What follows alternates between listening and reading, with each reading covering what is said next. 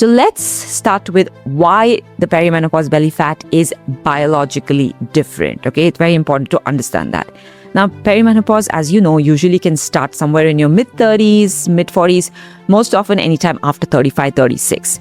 And it can actually run for 10 years before you reach menopause. And a lot of women actually also think that menopause is a switch that flips at 50. No. It is slow.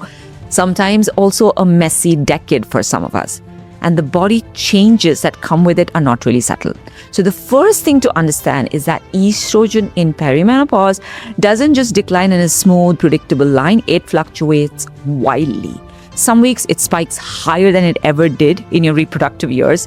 Some weeks it crashes. Now that volatility is exactly what makes the symptoms so random. So one month your sleep, skin, mood, everything is great. The next month you're waking up at 3 a.m. soaked in sweat with a stomach that looks like 4 months pregnant. So much bloat. And you have not changed a single thing about how you eat or train, right? Now that is the hormone, not you.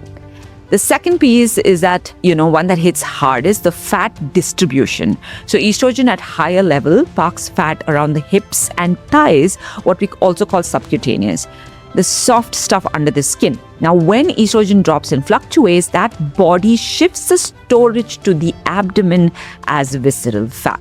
So now visceral fat wraps around your organs and it behaves, like a different tissue. It's metabolically active and pumps out a lot of inflammatory signals, driving insulin resistance.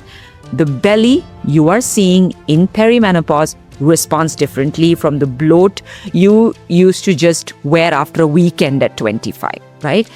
Then there is cortisol. Estrogen normally buffers your stress response. As it becomes unreliable, the same thing, Monday morning, same teenagers, same deadlines, produce basically bigger cortisol spike than it would have, a decade ago. And cortisol again drives visceral fat storage in a fairly different way. So you feel more frazzled, you sleep worse, your body stores more belly fat in response, which is a closed loop. That's brutal to be inside of, right? And insulin sensitivity just drops. Now, the same bowl of rice will just land differently. Your carb tolerance changes. You don't need to be really doing anything different, but you still feel different. Your body has just become less able to handle the same input. Now you layer on the sleep fragmentation and the night sweats and the anxiety that pulls you out of your REM sleep. That's happening to me now. And you have a body running on broken recovery. None of this is moral failure. It is biology doing exactly what it was designed to do at this stage of life, which is precisely why the playbook needs to change.